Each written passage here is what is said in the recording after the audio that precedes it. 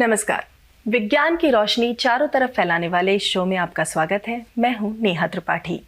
आज हम बात करने वाले हैं दिमाग के उस नक्शे के बारे में जिसे भारत में ही तैयार किया जा रहा है।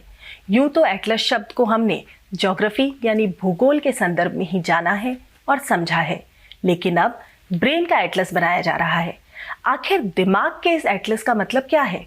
हैदराबाद के international institute of information technology ने इस एटलस को तैयार किया है। इस शोध की मदद से डिमेंशिया, अल्जाइमर्स, पार्किंसंस जैसी बीमारियों और दिमाग से जुड़ी अन्य परेशानियों को समझने में काफ़ी मदद मिलेगी।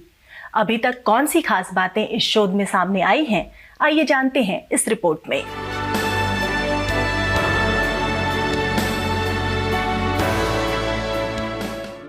हैदराबाद के international institute of information technology ने दिमाग का एक एटलस तैयार किया है। इस रिसर्च को न्यूरोलॉजी इंडिया नामक मेडिकल जर्नल में प्रकाशित किया गया। इस रिसर्च प्रोजेक्ट पर काम कर रही centre for visual information technology की जयंती शिवास्वामी ने बताया कि आखिर दिमाग के रहस्यों का ताला कैसे खुला। Now you can have different kinds of atlases. The one that we have developed is a structural atlas. What are the various structures in the brain? Where are they? And with respect to a standard coordinate system, how do I define their location? You could have a functional atlas which describes how different parts of the brain are performing different functions. दिमाग का अध्ययन करना आसान नहीं था, तो वैज्ञानिकों ने इंसान के दिमाग पर रिसर्च कैसे किया? To develop such an atlas, we have to collect the MR scans of n number of people. For us, n was 100. So the 100 numbers was divided equally among females and males because we want a proper representation. So we had 50 females and 50 males. So we collected the MR scans from 100 subjects. Then once the scans are collected, then we have to do all the technical work, namely how to align them. Different people have different brain sizes. They might have been imaged in different orientation. The head might have moved slightly and so on. So we have to correct for all that. That is the process of alignment. Once they align, we have to now aggregate over all 100 and define a single template, which is the brain atlas. And that is what we have done. इस research का दावा है कि भारतीयों के दिमाग का आकार छोटा होता है। जानकारों की माने तो इससे दिमाग के इस्तेमाल या इंटेलिजेंस पर कोई असर नहीं होता। आम आदमी के लिए इस रिसर्च का क्या मतलब है, ये समझना भी जरूरी है। The main advantage of creating a brain atlas would be in the diagnosis of diseases, neurological diseases, where the brain atlas created can help us locate the areas where the disease is and find out whether the volume is reducing over a period of time or whether white matter damage is happening over a period of time. All these things can be done by creation of a brain atlas. ये research का एक पड़ाव है। ये समझना जरूरी है कि इस रिसर्च का अगला चरण क्या होगा। Eventually, our hope is to construct such atlases for different age group so that we can more accurately diagnose cognitive decline and serious problems like Alzheimer's and so on correctly. वैज्ञानिक वर्षों से दिमाग का अध्ययन कर रहे हैं। बहुत कुछ सामने आ चुका है, जबकि बहुत कुछ अभी भी पर्दे के पीछे है।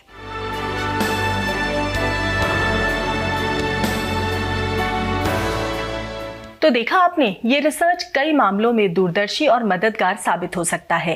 तो इस ब्रेन एटलस को और डिटेल में समझने की ज़रूरत है। इसमें मदद करने के लिए हमारे स्टूडियो में मौजूद हैं देश के जाने माने न्यूरोसर्जन, पद्मश्री, पद्म भूषण और पद्म विभूषण से सम्मानित प्रोफेसर प्रकाश नारायण टंडन जी।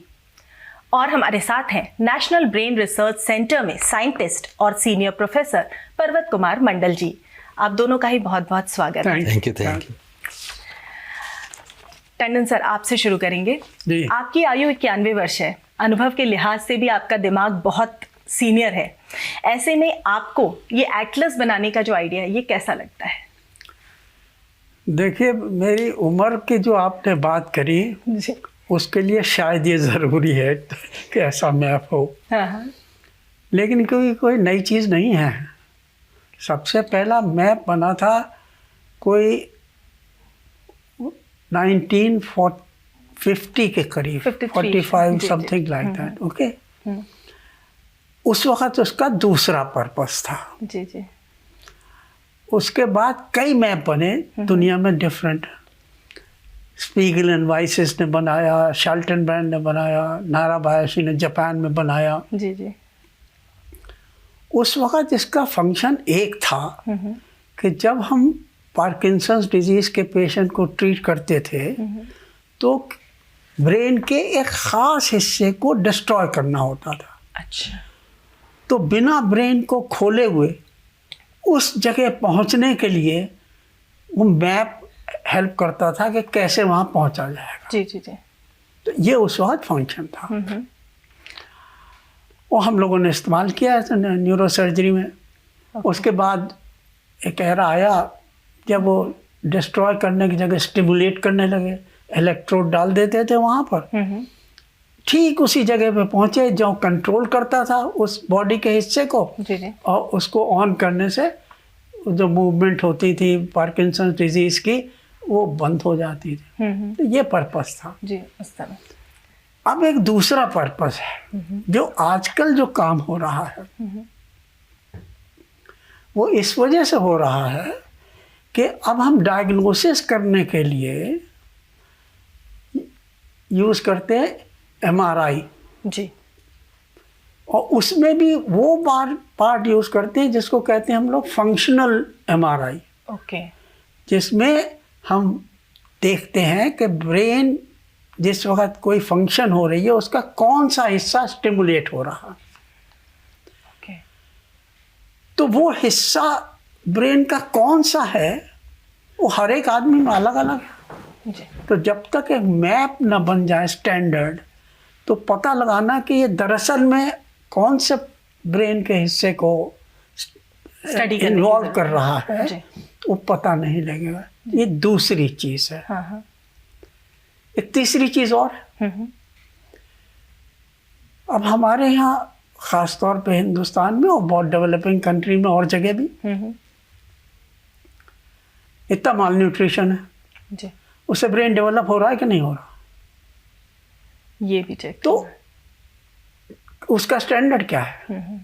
तो जब तक हमें पहले स्टैंडर्ड ना मालूम हो, स्टैंडर्ड मैप क्या हो है, तब तक हम उसे कंपेयर कैसे करेंगे कि वो ठीक है, उससे कम है, उससे अलग है। तो इसलिए इसकी एक तीसरी फंक्शन है।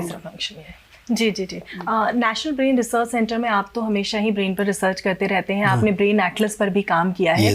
ये ब्रेन एटलस जो है ये एक्चुअली बनाया कैसे जाता है, क्या करते हैं इसके लिए?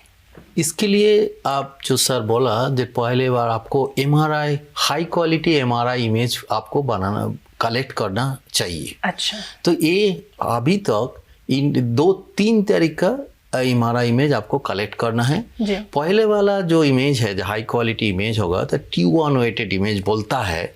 तो उसकी तरफ से आपको सुपर आउटर सरफेस को अच्छा से आपको इमेज मिल जाएगा। जी जी जी। तो दूसरा वाला चीज है द T2 वेटेज इमेज है, वो ब्रेन का अंदर में जो डिटेल पिक्चर है सर जो बोला, तो वो डिटेल पिक्चर वहां पे आ जाएगा। तीसरा है फ्लेयर वाला एक इमेज आएगा, वो जो वेंट्रिकल्स है ब्रेन में उसको साइड में क्या क्या स्मॉल चीज है उसका डिटेल आ जाएगा। तो आपके ब्रेन टेम्पलेट जो और एटलस जो बोल रहे हैं आप, तो इसीलिए आपको 3 चीज का डेटा आपको होना चाहिए। उसके बाद उसको टेम्पलेट बनाना चाहिए, उसके बाद उसको वैलिडेट करना पड़ेगा। ये बहुत इंपॉर्टेंट है। तो ब्रेन साइज और बड़ा है छोटा है इसके लिए कुछ फर्क नहीं पड़ता है। आप हमें बता रहे थे कि ब्रेन के साइज को लेकर आपकी क्या राय?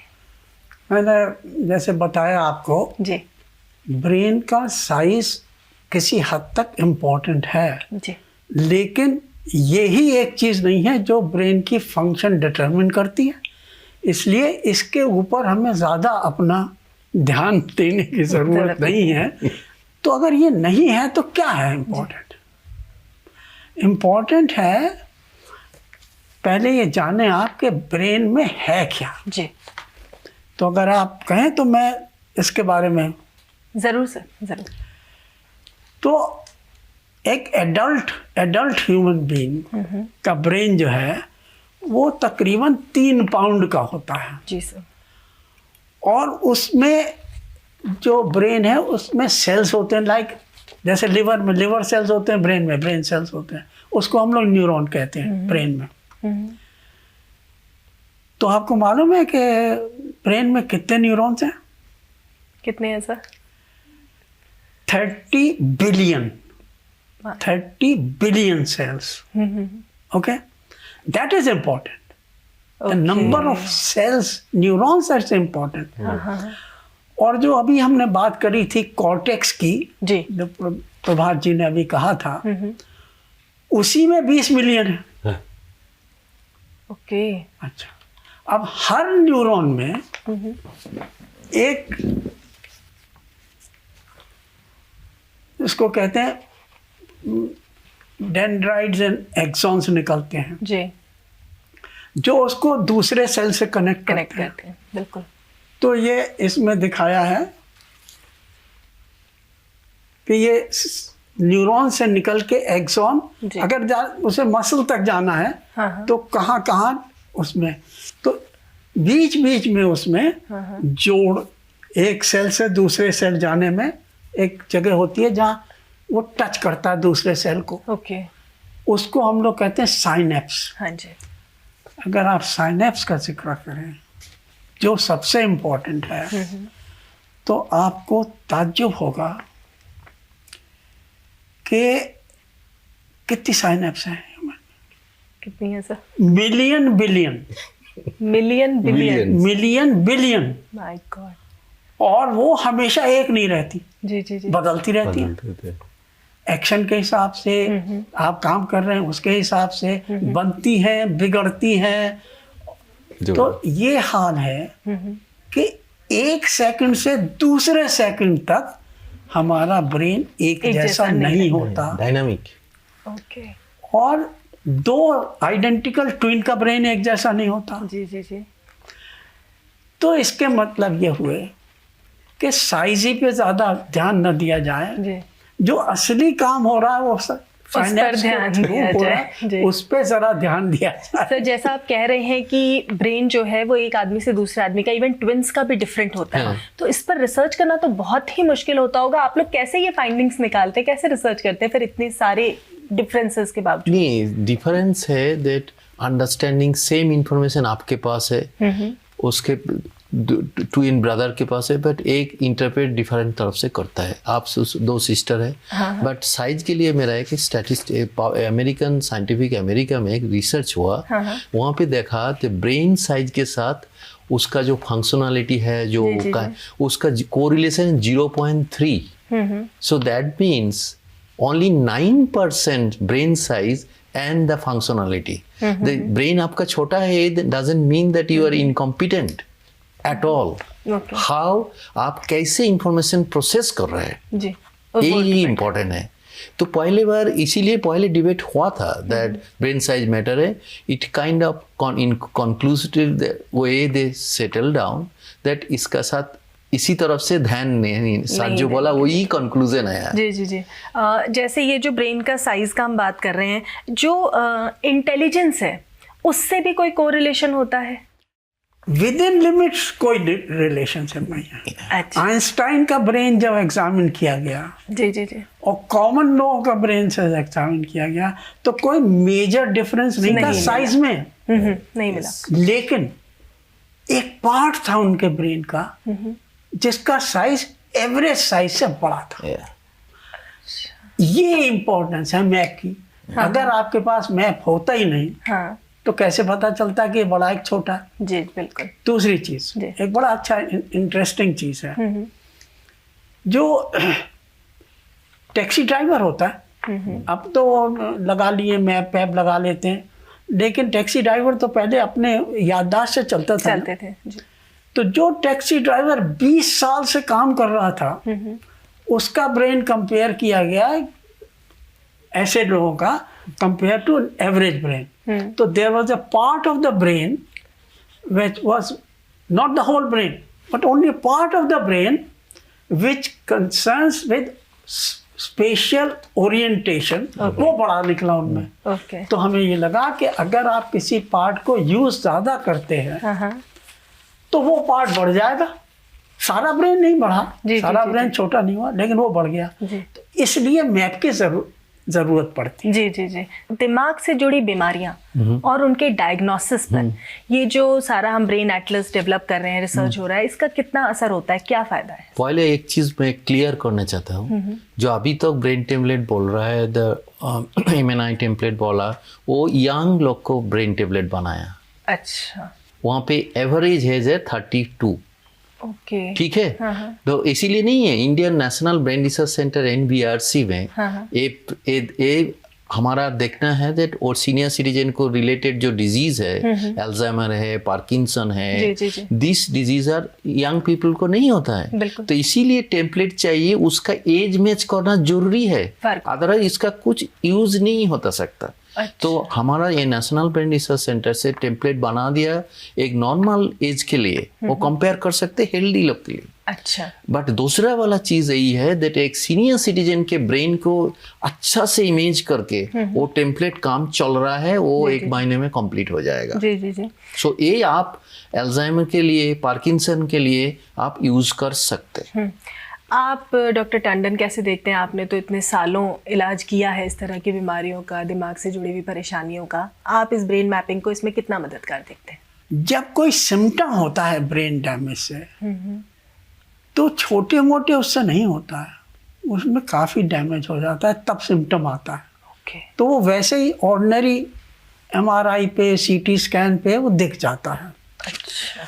अब जैसे मैं ये आपको बताऊं, ये एक मैप है। You can have similar map on MRI, okay, imaging पे, नॉट फंक्शनल MRI। मान लीजिए कि उसे स्ट्रोक हो जाता है पेशेंट को, तो ये हिस्सा जो है ब्रेन का, यहाँ पे आपको डैमेज दिख जाएगा, तो आपको पता चल जाएगा कितना साइज है, कितना बड़ा है कि नहीं। पेशेंट आया, उसको पैरालिसिस है, आपने मैप देखा, ये MRI किया, उसमें आपने देखा कि ये हिस्सा अफेक्टेड है कि नहीं है। अगर अफेक्टेड है तो कितना अफेक्टेड है जी।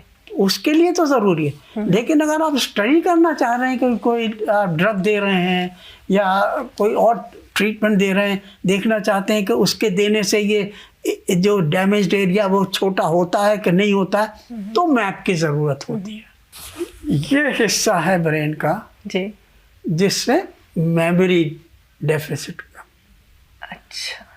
तो अगर मेमोरी आपकी खराब है, आपने MR स्कैन लिया और उसमें आपको दिखा कि ये नॉर्मल है, तो आप कहेंगे ये तो उम्र के हिसाब से थोड़ा बहुत कम है। और अगर ये डैमेज दिखा तो आपको मालूम है कि ये डिजीज है, बीमारी है।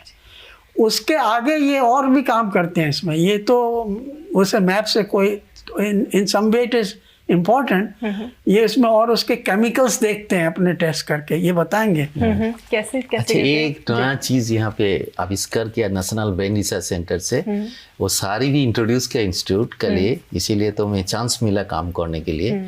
तो वहाँ पे एक एंटीऑक्सीडेंट है ब्रेन, वही हिपोकैम्पस बोलता है। ये तो दिखाया मैंने, सर दिखाया वो हिपोकैम्पस में एंटीऑक्सीडेंट आपका ज्यादा होगा। ठीक है। तो वो हिपोकैम्पस का लेवल जब कम हो जाएगा तो आपका थोड़ा सा दिमाग का प्रॉब्लम शुरू हो जाएगा। बात यही है, जो दिमाग आपका प्रॉब्लम आने के पहले ही ये चेंज हो सकता है। जी। तो हमारा यहाँ पे इंस्ट्रूमेंट है, वो वहाँ पे टेक्नोलॉजी है, आपको पता चल जाएगा, आपको बोल देंगे जो आपका इतना अमाउंट है, थोड़ा सा लाइफस्टाइल चेंज करना है, कुछ करना है, तो ये हमारा तरफ से। लाइफस्टाइल चेंज करने से फर्क पड़ता है सर उसमें, इलाज वो करने से? बहुत फर्क पड़ता है। अच्छा। और सबसे ज़रूरी है एक्टिविटी करना। जी जी जी। और हमारा एक स्लोगन है, हाँ, वो ये है ब्रेन के लिए, यूज इट और लूज इट। यूज इट और लूज इट। ओके, जी, समझ गए। तो अगर आप उसे जितना यूज करेंगे उतना ये चलता है जाता रहेगा। बिल्कुल सही। सर, जो आम आदमी है वो ब्रेन के बारे में ज़्यादा कुछ नहीं भी जानता होगा, वो एक चीज़ समझता है इंटेलिजेंस कोशेंट, वो उससे रिलेट करता है जनरली इंटेलिजेंस को या ब्रेन की एक्टिविटी को। टंडन सर, आप कैसे देखते हैं इंटेलिजेंस कोशेंट IQ का? It's again a index of how within quote intelligent you are, जी राइट? जी। But the intelligence test themselves are biased. हाँ हाँ जिसने पढ़ा लिखा नहीं है जी, वो भी इंटेलिजेंट होता है, हाँ, हाँ। लेकिन वो टेस्ट में फेल हो जाएगा। बिल्कुल बिल्कुल। ओके, सो हर चीज की एक रिलेटिव इम्पोर्टेंस होती है, ये ध्यान रखना जरूरी है। जी जी जी। राइट नाउ इसमें कोई शक नहीं कि जिनकी IQ 130 के ऊपर है जी, वो ज़रूरत से ज़्यादा इंटेलिजेंट है।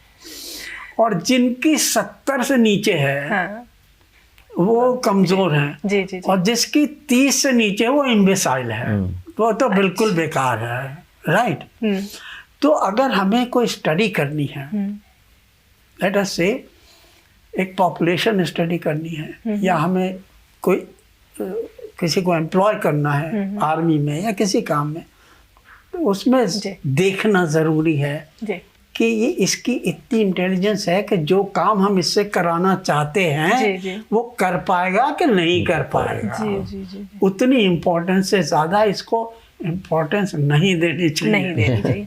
मेरे दिमाग में एक और चीज़ आ रही थी, बस क्लोजिंग का ही टाइम हो रहा है। ब्रेन का एटलस, एक्चुअली जैसे हम एटलस से जो समझते हैं वो ज्योग्राफी का एटलस, ब्रेन का एटलस कैसा दिखता है? किसी ऐप के जरिए या किसी कंप्यूटर स्क्रीन पे हम उसको देख सकते हैं एग्जैक्टली कि कैसा दिखता है? ब्रेन का एटलस कंप्यूटर में आपको एक इमेज है, उसके साथ और जगह का एक नोमेनक्लेचर है ना। आपको एक छोटा सा एग्जांपल दे, GPS का एक कोऑर्डिनेट है जी, तो XYZ, आप डोकलाम जाइए, कश्मीर जाइए, उसका एक कोऑर्डिनेट है। हाँ, तो ब्रेन का भी और जगह का XYZ कोऑर्डिनेट है, उसका अलग अलग नाम होता है। जी जी जी जी, ठीक है ना। हाँ। तो यही है एटलस। अच्छा होगा तो इसको वैलिडेशन नहीं होगा तो इसका कुछ काम नहीं है। तो ये वैलिडेशन फंक्शनल MRI के तरफ से करना है। एक छोटा सा एग्जांपल देके आपको बोल रहा है ये डोकलाम का और कश्मीर का बारमूला का जाएगा का कोऑर्डिनेट है, आप सीधा उसको फॉलो करके वहां पे पहुंच सकते हैं। ब्रेन का इसी तरफ से हो सकता है। आपको अच्छा से टेम्पलेट किया, टेस्ट किया, वैलिडेट किया तो कोऑर्डिनेट बोल देंगे, तो एक रिस्पेक्ट सर्जन जो ब्रेन का असली काम कर रहा है तो उसको भी पता चल जाए कहाँ तक जाना है, वहां पे वो जहाँ के जाए रीच करके बंद बोले यही जाएगा है। इतना कॉन्फिडेंस होना चाहिए। बिना ब्रेन को खोले हुए, बिना ब्रेन को खोले हम उस जगह तक पहुंच सकते हैं जहाँ कुछ वहाँ पे आप इलेक्ट्रोड डाल सकते हैं। उससे चाहे वहाँ पे स्टिमुलेट करें, चाहे उसे डिस्ट्रॉय करें, चाहे उसे रिकॉर्ड करें। ओके, ये चीज की जाए। ये हमारा नेशनल ब्रेन रिसर्च से ब्रह्मा एक टेम्पलेट बना दिया। तो यहाँ के एक चीज है, आपको डीप ब्रेन सर्च जो बोला अंदर में वो जगह को सब्सटेंसिया नायग्रा जो पार्किंसन डिजीज में बहुत इन्फॉर्म होता है, वो आपको एग्जैक्टली पता चल जाएगा। इसीलिए उसको मैं वो सबको फ्री में एकेडमिक इंस्टीट्यूट में दे सकते हैं, उसको देने की कोशिश कर रहा हूँ। बहुत अच्छा। इस तरह के रिसर्चेस आगे आप करते रहें और इससे बहुत सारी और जानकारी हमें मिलते रहे, इसके लिए आपको शुभकामनाएं। आप दोनों का ही बहुत बहुत शुक्रिया हमारे स्टूडियो में आने के लिए।